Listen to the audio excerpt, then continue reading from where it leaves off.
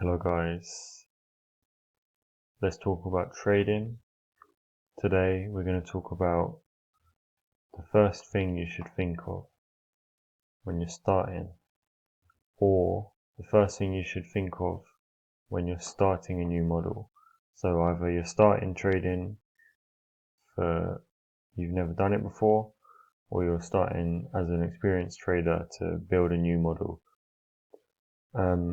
And the first thing I'm going to say is you should be thinking about the X and Y axis on the chart, time and price. What happens at specific times with prices at specific levels at specific times. That is the first thing that you can think about, because it directly relates to the fact that you're looking for a repetitive model that you can execute repeatedly over a year, month, or day. And the best way to seek repetition in the market is to consider time periods. So with that being said, you're looking for what happens.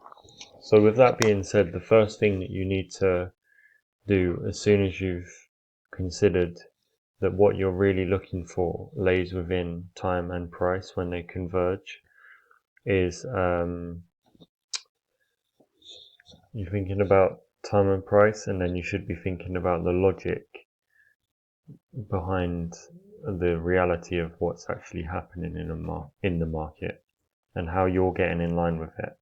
I think if you don't have those two things, then it might be a very difficult struggle to create a model from where you're at. So what I mean by that is,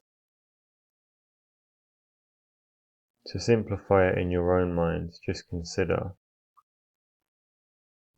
I've always had this thing in my mind where if I was going to teach someone trading in person, I would actually take them out to an actual physical market, like a food market or a town market, and tell them to just look at what's happening and maybe buy something, then try and find someone else to sell the thing to, and you'll quickly learn what trading is. Like, it's no different from any other market. You've got a seller and a buyer, and then you've got a transaction between the two. To give you more detail on that, it's like, imagine if you've got your guy selling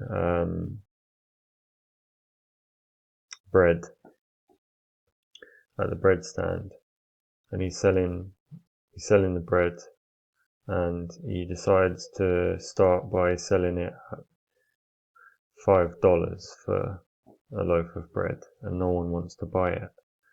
He's got two options. One, keep it at $5, hoping that someone will come in, whilst his account or his stall or market share fees are costing him money. Or two, he can lower the price to find buyers. And as buyers come in at maybe $3, he can measure,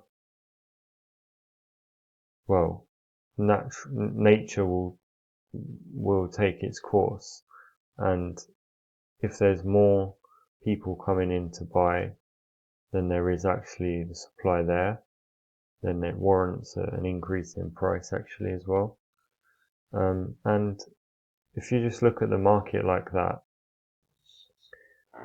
it's not like 100,000,000% like that as a trader, but if you just consider, like, what is a price range? You're always in a price range. There's like a price range from now and the last 10 years. There's a price range from this morning to the night before.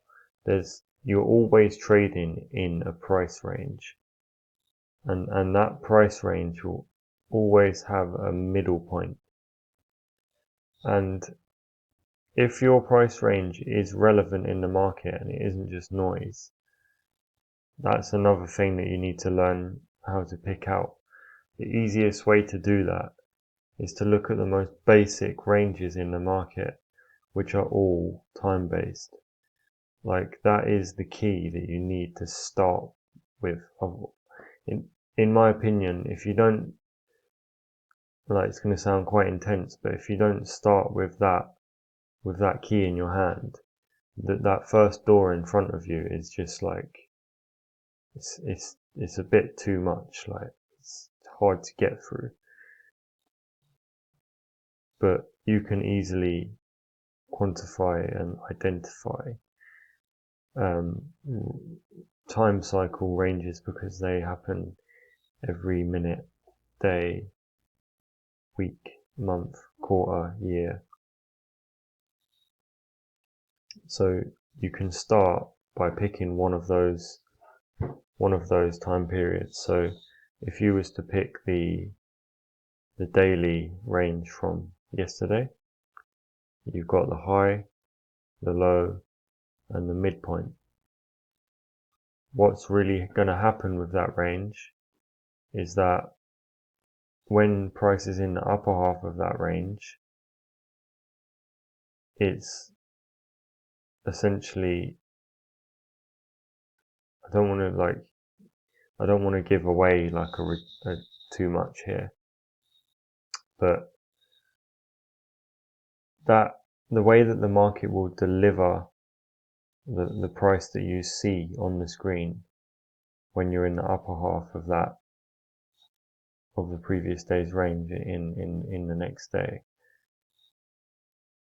it's very likely if you see a certain thing on the chart, when price is in that upper half, sellers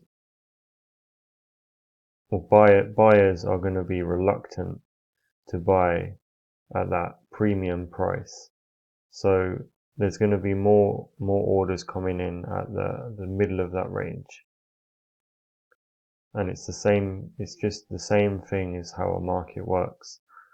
The buyers are willing to participate, but they must be offered a fair opportunity to participate so that the market can work. And what you will see with price is that a lot of orders will get filled at that midpoint of those ranges, and it's up to you to sort of do as you will with that information. But the whole point of what I'm saying is, when you're building your model and you've considered time and price, and you've maybe picked a repetitive time range to focus your attention on, now you need to apply the logic and narrative behind what is happening on the screen that you see with respect to the market behavior. So you're looking to get in line with a move that's going to happen in the market. If you're a seller, if you're going to sell, you need to get in line with the market when it drops.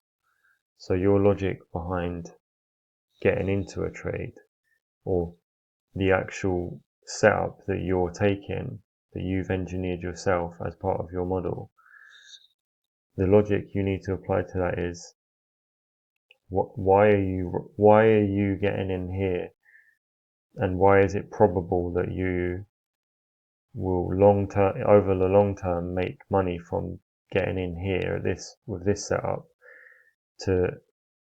You need to be able to define and say, I'm getting in line with a natural market move because as I enter here, I'm targeting an area where price is likely to go because price delivers in such a way that it offers market participants a fair value and a fair opportunity to enter. So look to apply that logic, selling high, buying low, That's it.